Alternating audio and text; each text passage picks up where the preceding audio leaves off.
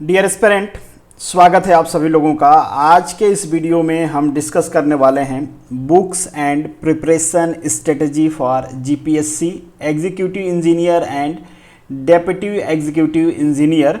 ये post basically GPSC recruit करती है। कहाँ के लिए रिक्रूट करती है? That is Gujarat water supply and sewerage board के लिए।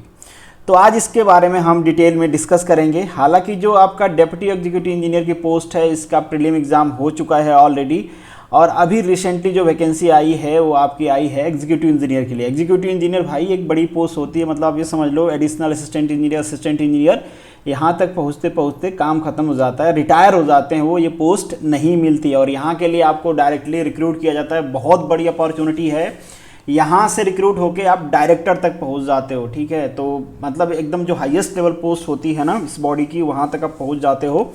तो बहुत इंपॉर्टेंट पोस्ट है, डिटेल में आज डिस्कस करने वाले हैं। हालांकि जो प्रिपरेशन स्ट्रेटजी है इसके बारे में बहुत डिटेल में मैं यहाँ पे डिस्कस नहीं करूँगा, मैं डिटेल में डिस्कस करूँगा बुक्स और रिसोर्सेज के बारे में। प्रिपरेशन स्ट्रेटजी के बारे में बस मैं आपसे इतना कहूँगा कि यहाँ के लिए आप क्या करो, सबसे पहले एक टाइम टेबल बना लो। टाइम टेबल बहुत ज़्यादा इंपॉर्टेंट है। जो लोग टाइम टेबल से पढ़ाई नहीं करते हैं, मैं गारंटी के साथ कहता हूं कि आप अपने एफिशिएंसी को फुल्ली यूटिलाइज नहीं कर पा रहे हो, आप अपने एबिलिटी को फुल्ली यूटिलाइज नहीं कर पा रहे हो। कई बार मैंने कहा है इस बात को कि आप क्या हो ये मैटर नहीं करता है, आप क्या हो सकते थे ये मैटर करता है। मतलब आप रैंडम पढ़ाई करके कितने मार्क्स लेके आए ये मैटर नहीं करता है। अगर आप शेड्यूल से पढ़ते, रैंडम पढ़ाई करके आप सिलेक्शन लेते हो, अगर वही पढ़ाई आप शेड्यूल से करोगे तो आप टॉप कर सकते हो। तो मैटर करता है कि आपके अंदर जो एबिलिटी है आप उसको फुल्ली यूटिलाइज कर रहे हो कि नहीं कर रहे हो। फुल्ली यूटिलाइज करने के लिए आपको बनाना पड़ेगा टाइम टेबल और पंक्चुअलिटी के साथ उस टाइम टेबल को फॉलो करना होगा। टाइम टेबल कैसे बनाना है, क्या करना है, इस पे सेपरेट वीडियो मैंने पहले के बनाए हुए हैं, जनरल वीडियो है। इस वीडियो के लास्ट में मैं लिंक कर दूंगा, जिन लोगों ने नहीं देखा एक बार जरूर देख लीजिएगा। और बाकी अगर हम बात करें यहाँ पे एग्जाम की, तो एग्जाम का पैटर्न आप सभी को पता है। 3 स्टेज है। प्रीलिम्स होगा सबसे पहले, प्रीलिम्स में जो लोग क्वालिफाई करेंगे उनको मेंस एग्जाम देने को मिलेगा, और जो लोग मेंस क्वालिफाई करेंगे उनको इंटरव्यू देने के लिए मिलेगा। तो ये 3 स्टेज है। तीनों स्टेज के बारे में हम यहाँ पे डिस्कस करेंगे। इंटरव्यू का बहुत ज़्यादा डिस्कशन है नहीं, इंटरव्यू तो सबका एक जैसे ही होता है, तो वो हम कभी कभी करते रहते हैं। बाकी प्रीलिम्स के लिए और मेंस के लिए हम यहाँ पे डिस्कशन करेंगे। अगर आप मेरे चैनल पे पहली बार दर्शन दिए हैं तो सब्सक्राइब कर लीजिए इसको। ये मेरा टेलीग्राम चैनल है, यहाँ पे आप मुझे ज्वाइन कर सकते हैं। जो भी वीडियो मैं बनाता हूँ उसकी PDF, बाकी के अपडेट्स, ये सारी चीज़ें यहाँ पे मिलती रहती हैं। ये आपके डिस्कशन के लिए ग्रुप है, आपके जो डाउट्स हैं उसके क्लैरिफिकेशन के लिए, आपस में डिस्कशन के लिए है। बाकी आप मुझे इंस्टाग्राम, फेसबुक, ट्विटर, इन सारे प्लेटफॉर्म पर जुड़ सकते हैं। चलिए वीडियो को आप शुरू करते हैं। तो सबसे पहले बात करते हैं प्रीलिम एग्जाम की। प्रीलिम एग्जाम का यहाँ पे पैटर्न दिया है, उम्मीद है आप सभी लोगों ने ऑलरेडी देखा हुआ है। ये सारी चीज़ें मैं उन लोगों के लिए डिस्कस कर रहा हूँ कि बाद में कोई ये वीडियो देखता है, उसकी फ्यूचर स्ट्रेटजी है, या कोई अभी बच्चा जो ग्रेजुएशन कर रहा है वो देख रहा है, तो उसको एक आइडिया हो जाए कि एग्ज़ाम कैसा होता है। तो यहाँ पे जो पेपर फर्स्ट होता है, पेपर फर्स्ट में आपको 2 पार्ट मिलेंगे। एक तो जनरल स्टडी का मिलेगा, दूसरा मैकेनिकल इंजीनियरिंग एप्टीट्यूड का मिलेगा। जो जनरल स्टडी है इसका लैंग्वेज गुजराती और इंग्लिश दोनों होंगे, और जो एफटी है, मतलब ये इंजीनियरिंग एफटी है, वो वाली एफटी मत समझ लेना आप। इसमें इंजीनियरिंग के न्यूमेरिकल क्वेश्चंस होते हैं, इसलिए उसको एफटी कह देते हैं। तो ये इसका जो मीडियम होगा वो इंग्लिश होगा। दोनों पेपर मिला के कितने मार्क्स होंगे? 200 मार्क्स के होंगे। जो टाइम आपको दिया जाएगा दैट इज फॉर 2 आवर। इसके बाद जो आपका सेकेंड पेपर होगा वो होगा मैकेनिकल इंजीनियरिंग का, मीडियम इंग्लिश होगा। यहाँ पे 300 मार्क्स का होगा, 3 आवर का होगा, और एक बहुत बड़ा सिलेबस दिया गया इसके लिए, हम आगे डिस्कस करेंगे उसके बारे में। टोटल 500 का हो गया, 5 आवर का आपका पेपर हो गया। ध्यान रहे ये पेपर केवल स्क्रीनिंग है, क्वालिफाइंग नेचर है। एक बार आप इस पेपर को क्वालिफाई कर लिए, आप चाहे इस पेपर में टॉप कर रहे हो चाहे लास्ट में आ रहे हो, कोई मैटर नहीं करता है। जो फाइनल मेरिट बनेगी उसमें इस पेपर का कोई कंट्रीब्यूशन नहीं है, मतलब प्रीलिम एग्जाम का कोई कंट्रीब्यूशन नहीं है। जो भी कंट्रीब्यूशन होगा वो किसका होगा? मेंस एग्जाम का होगा। एक चीज और आपको यहाँ पे ध्यान रखना है कि जो टोटल कैंडिडेट होंगे जो मेंस के लिए अलाउ किए जाएंगे वो 15 टाइम्स होंगे आपके वैकेंसी के। चलिए अब हम मेंस एग्जाम की बात कर लेते हैं, जिसके बेसिस पे आपकी मेरिट बनाई जाएगी। तो एक पेपर होगा आपका गुजराती लैंग्वेज का, ये मेंस होगा, मतलब डिस्क्रिप्टिव पेपर है, यहाँ पे सब्जेक्टिव पेपर है, आपको लिखने हैं। ठीक है, दूसरा इंग्लिश का होगा, ये भी आपको लिखना है डिस्क्रिप्टिव, मतलब यहाँ पे जो भी पेपर होंगे वो डिस्क्रिप्टिव इन नेचर के होंगे, ऑब्जेक्टिव वाला काम खत्म हो गया है। पहले 2 पेपर जो हैं गुजराती और इंग्लिश, ये 2 आवर के होंगे, 100 मार्क्स के होंगे, और जो नेक्स्ट आपका मैकेनिकल कोर का पेपर है ये 3 आवर का होगा एंड 200 मार्क्स के होंगे। तो टोटल आप मार्क्स इनका ऐड कर लो तो ये हो जाता है आपका 800 मार्क्स। 800 मार्क्स के बाद आपका 100 मार्क्स का इंटरव्यू हो गया, टोटल आपका 900 मार्क्स का हो गया। इसमें से आपका क्या बनाया जाएगा, मेरिट बनाया जाएगा। यहाँ पे देखिए पहले ही मेंशन कर दिया गया है कि only for the candidate who are declared qualify in the mains exam, वही अलाउ किए जाएंगे इंटरव्यू में। मतलब ये नहीं कि जितने लोग इंटरव्यू में, जितने लोग मेंस में बैठे हैं सबका इंटरव्यू होगा, ऐसा नहीं है। उसका अगले से रिजल्ट आएगा, उसके बाद आपको इंटरव्यू देने के लिए मिलेगा। चलिए अब हम बुक्स की तरफ बढ़ते हैं। बाकी ये चीज़ तो मैंने आपको पहले ही दिखा दिया, अब बुक्स की बात करते हैं। तो जो आपका पार्ट 1 है जनरल स्टडी का, अब जनरल स्टडी के लिए मैंने यहाँ पे आपके सेटिस्फेक्शन के लिए ढेर सारे बुक्स लिख दिए हैं, बट आप ऐसा ना करो कि इसका स्क्रीनशॉट लेके और तुरंत बैठ जाओ फ्लिपकार्ट अमेजोन पे और फटाफट बुक खरीदने लग जाओ। एक बात और मैं बार बार कहता हूँ कि अगर बुक खरीदने से नॉलेज बढ़ता तो दुनिया का सबसे नॉलेजेबल आदमी होता वो लाइब्रेरियन होता, क्योंकि उसके आसपास तो बुक का भंडार है। तो इन शॉर्ट आपको समझना है कि बुक्स खरीदने से नॉलेज नहीं होगा, उसको पढ़ने से नॉलेज होगा। तो बहुत ज़्यादा बुक आपको कलेक्ट नहीं करना है। ऐसा मैं क्यों कह रहा हूँ, क्योंकि लास्ट में बताऊंगा आपको पढ़ना क्या है। आप कहोगे कि जब आपको लास्ट में बताना है तो ये सब बुक्स यहाँ पे क्यों लिखे हो आप, ये इसलिए लिखा हूँ आपके सेटिस्फेक्शन के लिए, या फिर उन कैंडिडेट्स के लिए जो अभी बी में हैं, बी कर रहे हैं और उनको अभी से शुरू करना है, अच्छे से पढ़ना है, डिटेल में पढ़ना है, तो वो ये सारे बुक्स प्रीफर्ड कर सकते हैं। पहले Indus village civilization ancient history ले सकते हो आप, इसमें एनसीईआरटी पढ़ सकते हो आप डिटेल में।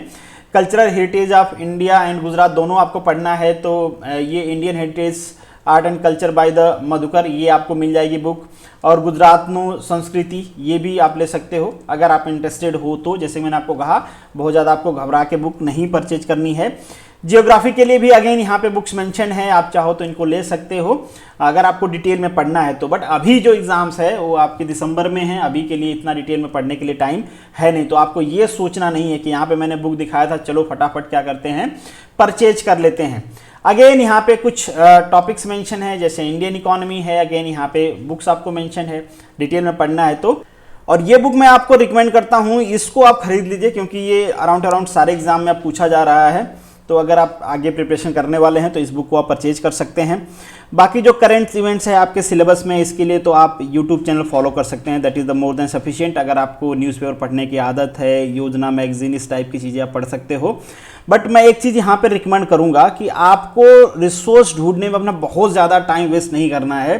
कई सारे स्टूडेंट ये होते हैं कि उनकी आदत होती है कि वो क्या करते हैं, जो टॉपिक नहीं मिल रहा है वो क्या करेंगे, पूरे दिन उसी टॉपिक को ढूंढते रहेंगे कि ये मुझे पहले पढ़ना है, और जिसका रिसोर्स इजीली अवेलेबल है उसको नहीं पढ़ेंगे। भैया जीपीएससी ऐसा नहीं करेगी कि जिस पे रिसोर्स अवेलेबल नहीं है सारे क्वेश्चन उसी का पूछ लो, और जिस पे रिसोर्सेज अवेलेबल हैं उस पे क्वेश्चन ही ना पूछो। तो जब क्वेश्चन दोनों जगह से आ सकता है तो पहले वो प्रिपेयर करें जिसके रिसोर्स आपको इजीली मिल जाते हैं, जो चीज़ें आपने पहले से पढ़ी है, जिसको आप इजीली समझ सकते हो, क्योंकि मार्क्स का डिस्ट्रीब्यूशन वहाँ पर भी होने वाला है। तो आपको बहुत ज़्यादा टाइम वेस्ट नहीं करनी है रिसोर्सेज फाइंड आउट करने में। बहुत सारे टेलीग्राम चैनल हैं यार, जहाँ पे सारी बुक्स, पीडीएफ, ये वो दुनिया भर की चीज़ें मिल जाती हैं, फ्री मटेरियल दुनिया भर के अवेलेबल हैं, तो बहुत ज़्यादा भाग दौड़ करने की ज़रूरत नहीं है। बाकी अगर आपकी आदत है तो अच्छी है, न्यूज़पेपर आप पढ़ते रहें, योजना मैगजीन्स पढ़ते रहें, पढ़ने की आदत है तो राज्यसभा टीवी में कई सारे प्रोग्राम आते हैं जो साइंस से रिलेटेड होते हैं, इकोनॉमिक्स से रिलेटेड होते हैं, पॉलिसी से रिलेटेड होते हैं। तो अगर आपका इंटरेस्ट हो तो टाइम टू टाइम वो भी देखते रहें, नॉलेज बहुत ज़्यादा बूस्ट होता है। अगर आपको लगता है कि नहीं ये वाला टॉपिक तो मुझे ठीक है, थोड़ा बहुत देखूंगा, अगर नहीं चाहिए तो छोड़ सकते हो, तो आप छोड़ सकते हो, बहुत ज़्यादा प्रॉब्लम वाली बात है नहीं। 2-3 क्वेश्चंस आते हैं, आप चाहो तो उसको मिस कर सकते हो। अब हम बात करते हैं जो आपका मैकेनिकल एप्टीट्यूड है। तो मैकेनिकल एप्टीट्यूड का यहाँ पे सारा सिलेबस मेंशन है, बट आपको घबराने की जरूरत नहीं है। ये सारा सिलेबस जो आपका इंजीनियरिंग सर्विस एग्जाम होता है ना, वहाँ से कॉपी पेस्ट है, मतलब उन्हीं से कॉपी पेस्ट किया इन्होंने। 2017 से वो अपना पेपर पैटर्न चेंज करके इस टाइप का ले रहे हैं, तो वहाँ से कॉपी पेस्ट होगा। हाई ये 2-3 सब्जेक्ट जो आपको यहाँ पे दिख रहे हैं ये नहीं है उनके सिलेबस में। तो आपको क्या करना है, इस पूरे सिलेबस के लिए ये जो बुक आती है general study and engineering aptitude practice by the Made Easy, ठीक है। मेडी जी की बुक आती है, मैं रिकमेंड करता हूँ आप कुछ मत पढ़ें इसके अलावा, केवल मेडी जी का बुक पढ़ लें, that is more than sufficient for mechanical aptitude के लिए, ठीक है। तो यहाँ से आपका मैकेनिकल एप्टीट्यूड हो गया। इससे पहले हमने जीके का पार्ट डिस्कस कर लिया, वो आपने वहाँ से कर लिया, तो दैट्स इट, ये प्रीलिम का हो गया। प्रीलिम में 50% के आसपास अगर आपके मार्क्स आ जाते हैं तो आप क्वालिफाई हो जाओगे। इस बार का जो पेपर DEE का था उसको देख के ऐसा लगता है कि ठीक है, उसके आसपास कम ज़्यादा रहेंगे तो भी आपका हो जाएगा। तो बहुत ज़्यादा वरीड नहीं होना है, जितना ज़्यादा हो सकता है क्वेश्चन प्रैक्टिस करना है प्रीवियस ईयर्स में जो आए हुए हैं ESC के क्वेश्चन, क्योंकि ये डायरेक्ट क्वेश्चंस वहाँ से उठा के यहाँ पे डाल देते हैं बिना कुछ सोचे समझे। और अभी GPSC थोड़ा पैटर्न भी चेंज कर रही है, तो आप बहुत ज़्यादा ईजी क्वेश्चन के चक्कर में ना सोचें कि बहुत ईजी क्वेश्चन आएंगे। एग्जीक्यूटिव का जो प्रीलिम है भाई, उसमें तो बहुत अच्छे क्वेश्चन आएंगे, तो आप अच्छे क्वेश्चन प्रैक्टिस करना स्टार्ट कर दीजिए। ये खुरमी उर्मी पढ़ना भूल जाइए अब। और जो मैं आपको स्टार्टिंग में सजेस्ट किया था कि आपको भाग के बुक परचेज नहीं करनी है, मैं लास्ट में बता दूंगा कि आपको कौन सी बुक पढ़नी है, बस उतना पढ़ने से आपका सिलेक्शन हो जाएगा। तो ये आपको पढ़ लेना है जीके लुसेंट, प्लस इसके साथ एक बुक मिल रही है जीके 2020 मनोहर पांडे, और इन दोनों बुक का प्राइस मिला के है 199 रुपीज़, तो महंगी भी नहीं है। और इससे आपका जो पेपर 1 का फर्स्ट पार्ट है जीके वाला, वो हो जाता है कंप्लीट। कुछ पार्ट नहीं होगा कंप्लीट, जैसे आपका जो गुजरात की हिस्ट्री है, गुजरात की ज्योग्राफी है, गुजरात की संस्कृति है, उससे रिलेटेड जो पोर्शन होगा वहाँ इसमें डिटेल में नहीं दिया गया रहेगा। बट डोंट वरी, अगर आप वो ना भी पढ़ोगे तो भी आपका काम चल जाएगा। अगर आपको पढ़ना ही है तो ऑलरेडी मैंने बुक बताया हुआ है, वो आप खरीद लेना। अगर आप चाहते हो कि भाई ये पेपर क्वालिफाइंग है, हमको ज़्यादा क्यों लाना, हमको तो बस क्वालिफाई करना है, तो बस इतना आप पढ़ लो, that is more than sufficient. और ये पढ़ लेना आप सेकेंड जो इसका पार्ट है उसके लिए जो इंजीनियरिंग एप्टीट्यूड है, तो मैंने पहले बता दिया, मेडी जी की एक बुक आती है general study and engineering aptitude, इसमें प्रीवियस ईयर के पेपर सोल्यूशन भी हैं ESC के, तो वो कर लेना। दूसरी बात कि ये जो पोर्शन है ना, इसके लिए आपको प्रीवियस ईयर पेपर करने हैं GPSC के, ये पढ़ लेना आप जितना पढ़ सकते हो, बाकी प्रीवियस ईयर पेपर जरूर कर लेना। अब आप कहोगे प्रीवियस ईयर पेपर केवल इंजीनियरिंग वाला, नहीं, कोई सा भी जो जीके का पेपर है, जो GS का पेपर है, प्रीवियस ईयर एग्जाम से पूछा गया है। GPSC के क्लास 3 में पूछा गया है, क्लास 2 में पूछा गया है, क्लास 1 में पूछा गया है, मतलब जो गुजरात एडमिनिस्ट्रेटिव सर्विसेज होती है उनमें पूछा गया है। प्रैक्टिस करो आप, जितना से ज़्यादा आप क्वेश्चन सॉल्व कर सकते हो। प्रोविजनल की डाउनलोड करके वहाँ पे आंसर भी दिया गया रहता है, डायरेक्टली क्वेश्चन पूछ लेते हैं इस पेपर का उस पेपर में, इस तरीके से क्वेश्चन आता है। जो स्टैटिक जीके होता है आपका, नया तो पैदा करेंगे नहीं। अब अकबर का बाप जो था वही रहेगा, ऐसा तो नहीं कि जो आपका एडमिनिस्ट्रेटिव सर्विसेज है वो क्लास 1 है तो उसमें 2 बाप बना देंगे और लोअर वाले में 1 बाप बना देंगे। मतलब जो है स्टैटिक जीके, मेरे कहने का मतलब वो है, उसमें कोई चेंज नहीं होने वाला है। तो आप पढ़ लें, कोई सा भी GPSC का जो प्रीवियस ईयर पेपर आपको मिल जाता है जिसको आप सॉल्व करना चाहते हैं, जितना ज़्यादा से ज़्यादा चाहते हैं सॉल्व करें, बाकी इसके अलावा आपको कुछ नहीं पढ़ना है। अब हम बात करें जो आपका इसका पेपर 2 है 300 मार्क्स का जो मेजर पोर्शन है, अगर आप यही पूरा पढ़ लेते हो तो इसी में आप क्वालिफाई कर जाओगे। तो इसके लिए आपको क्या करना है, एक बुक आती है youth YCT youth competition times की, पेपर सोल्यूशन है इनका स्टेट इंजीनियरिंग का। ये बुक बहुत अच्छी है मेरे हिसाब से। यहाँ पे न्यूमेरिकल क्वेश्चंस भी हैं, थ्योरेटिकल क्वेश्चंस भी हैं, हर टाइप के क्वेश्चंस हैं। आप इस बुक को अगर थॉरोली सॉल्व कर लेते हो तो आपको और कुछ करने की जरूरत नहीं है, मतलब आपका काम हो जाएगा। इसके अलावा आप यहाँ पे जो क्वेश्चन होंगे ना, GPSC के अभी पैटर्न जो चल रहा है इसमें वो मल्टीपल चॉइस वाले, मल्टीपल चॉइस मतलब कि 3-4 स्टेटमेंट दे दिए, बोले AB सही है, BC सही है, CD सही है, इस टाइप का। तो उसके लिए जो मेडजी का ES का प्रीवियस ईयर का पेपर आता है, मेंस का जो पेपर आता है, एप्टीट्यूड वाला अलग है, ध्यान रखना, इसका वाला अलग आता है। यहाँ पे प्रीलिम का पेपर आता है वो अलग आता है, ऑब्जेक्टिव वाला, तो वो भी आप खरीद सकते हो। 2 बुक आती हैं, 1 और 2 करके आती हैं इसकी मेडजी की, तो आप चाहो तो खरीद लो।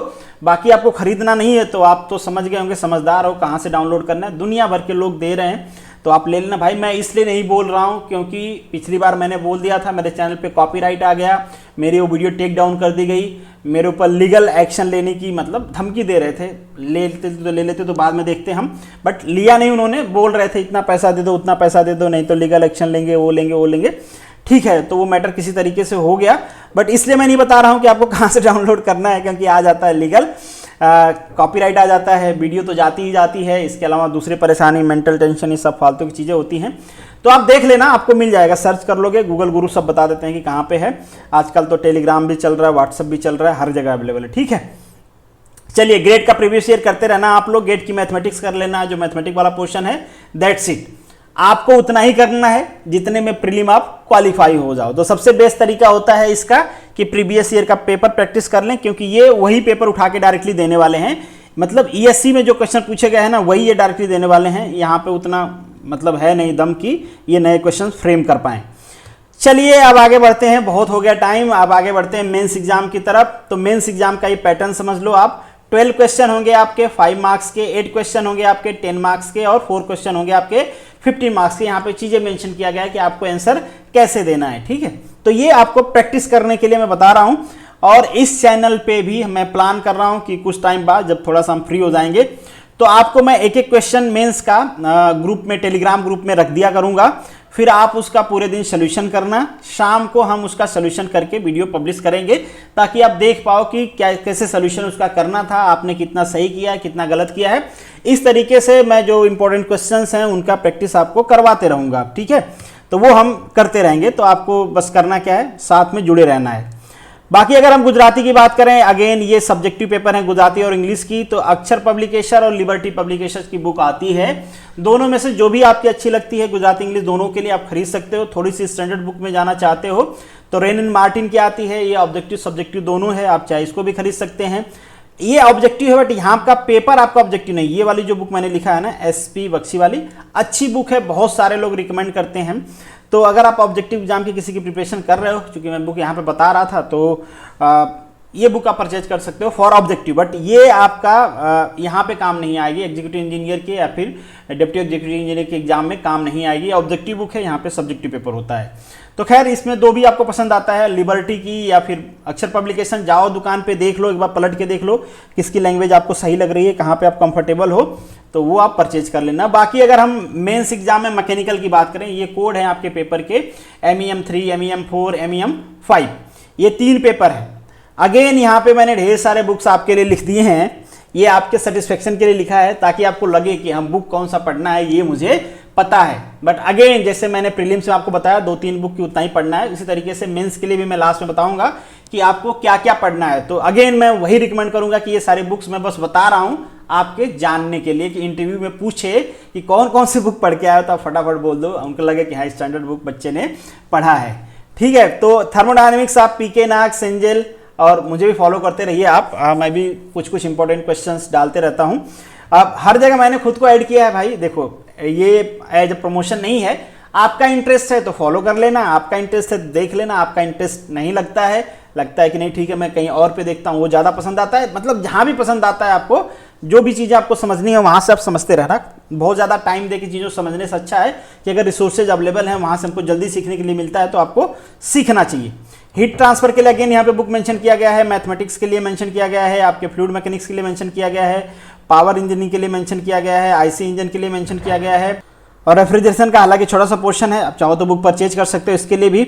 बाकी जो भी सब्जेक्ट्स हैं मैंने यहाँ पे सब्जेक्ट वाइज मेंशन कर दिया है सारे बुक्स को, पेपर वाइज मेंशन नहीं किया है, तो वो आप समझ लेना। मतलब ये सारे सब्जेक्ट तो आ ही जाते हैं आपके तीनों पेपर में, तो ये सारे सब्जेक्ट्स आपको पढ़ने हैं, इसीलिए मैंने यहाँ पे सब्जेक्ट वाइज आपके बुक मेंशन कर दिए हैं, आप देख लेना अगर आपको परचेज करना है तो। अगेन मैं वही कहूँगा कि आपको परचेज नहीं करना है, ये बस मैंने आपको बताया है ये जानने के लिए कि ये सारे बुक्स आप फॉलो कर सकते हो। आपको करना यहाँ पे चीज़ें हैं जो मैं आपको बता रहा हूँ, अब आपको ध्यान से सुनना है।